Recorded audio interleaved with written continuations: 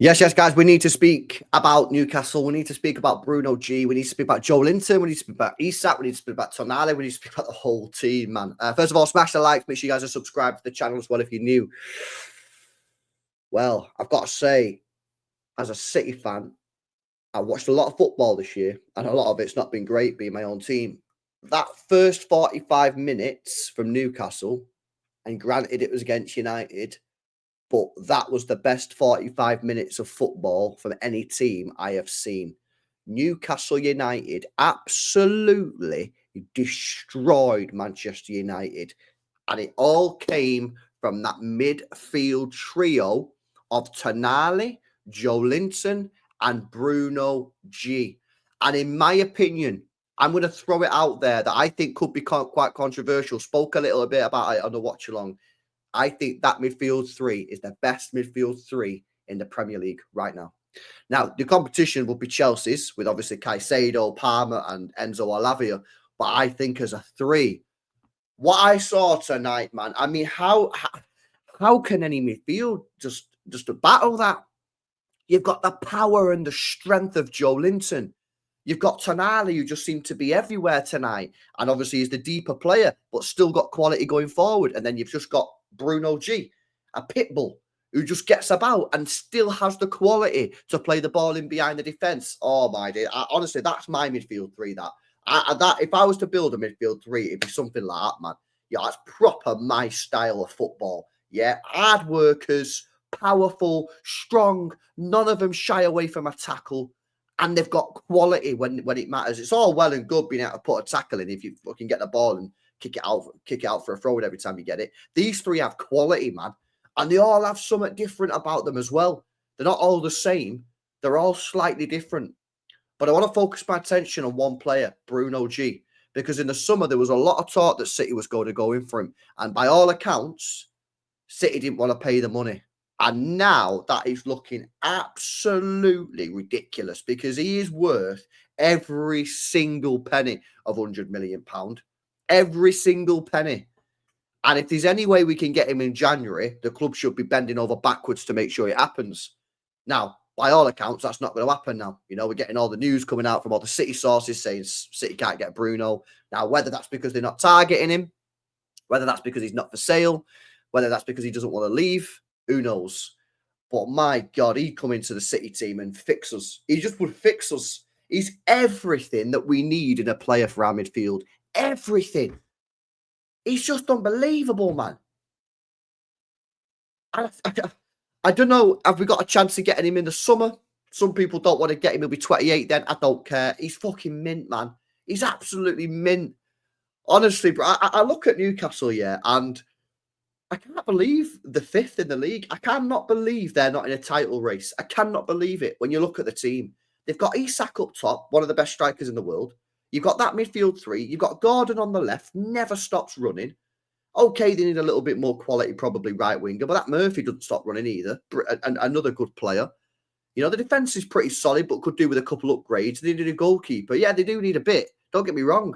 But I think they should be closer to Liverpool than they are. They're a brilliant side. They really, really are. And I know they're going for a little bit of a tough time in the sense that 2 years ago when they got top four, every time I watched them, especially in the big games, it was easy for them. They just come to the ground, they park the bus basically, and they hit the teams on the counter-attack.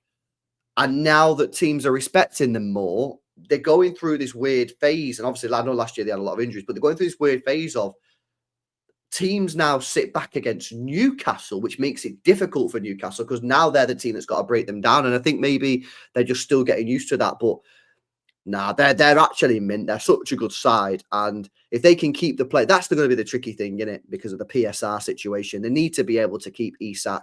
They need to keep that midfield three together.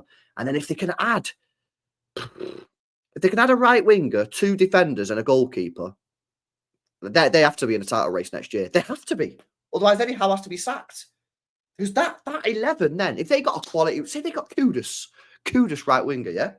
They got two defenders, Mark Guehi, who I know they wanted in the summer, but they didn't get it for whatever reason. Go get Mark Guehi and a goalkeeper. That's to be title race. It has to be. And if they don't get title race, he has to be sacked. You know, as much as Liverpool, Newcastle fans might like him and that, because what he's done, he's got him away from relegation into Champions League. Amazing. But at some point, you've got to go, is he the man to take us to the next step? You can't just keep him forever. But, man, I don't know, man. That first 45 minutes, bro, United couldn't breathe. United could not breathe.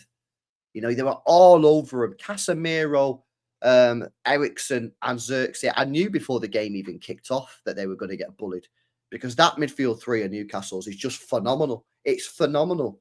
So, yeah, I actually think now that Newcastle are going on a bit of a run. I think that tonight, I mean, if that doesn't give that team confidence, if that first half performance doesn't give that team confidence, I don't know what will. You know, we're being told that they're going to keep Bruno. We're being told that they're not selling anyone in January.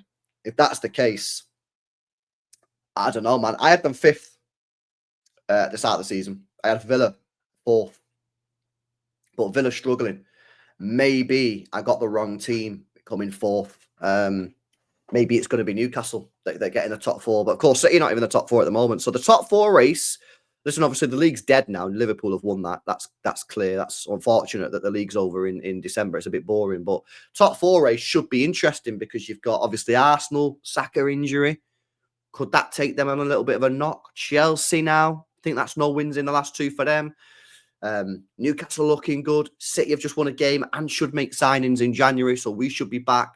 Villa are going to strengthen. Forest, of course, who are still flying at the moment. So I think top 4 race now is going to get real interesting. And I don't see how Newcastle, barring injuries, don't finish in the top 4 now after that performance. I don't see, maybe Newcastle fans watching this can let me know why you're not in the top 4 already. What's been going wrong in the season? Because I've not watched that much. But I watched them against, I don't get it. I watched them against Arsenal like a month ago, 2 months ago. Good. Watched them today. Insane. Best 45 minutes I've seen from any team in the Premier League, even Liverpool, in that first half. Are they not in the top 4, man? So I don't know, man. But they're just a top side. They're a top side. And I tell you what, if they can keep that team together, get the cash out in the summer, buy some decent players, they only need 3 or 4, they're going to be a problem next year in the title race. And if they're not, it's on the manager, Eddie Howe. So, yeah, I don't know. It's going to be a big 18 months now, I reckon, for Newcastle. But, yeah, now, GG's to them. Congratulations, as always, for beating Man United. Any team that beats Man United gets my congratulations. Even though it did mean Newcastle now go above us in the league, but I'm not too fussed. It's only December. But yeah, stunning. And if there's any way, Manchester City, that you can get Bruno G, whether it be in January or the summer, please do it, because this guy is absolutely unbelievable. And he would solve so many of our problems. And even when Rodri comes back, he can still play.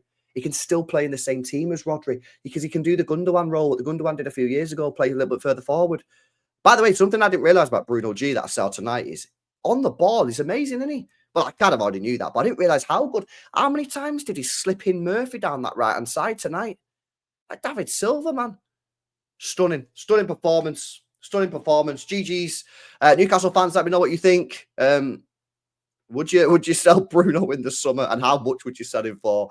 Because we need him, man. But yeah, I do think if you can get a couple players in the summer, go and get Kudus, man. Kudus, Mark Gueye, and a goalkeeper. Jeez, big problems. Let me know your thoughts in the comment section below. Smash a like, subscribe to the channel, and we'll catch you guys in the next one. Peace out.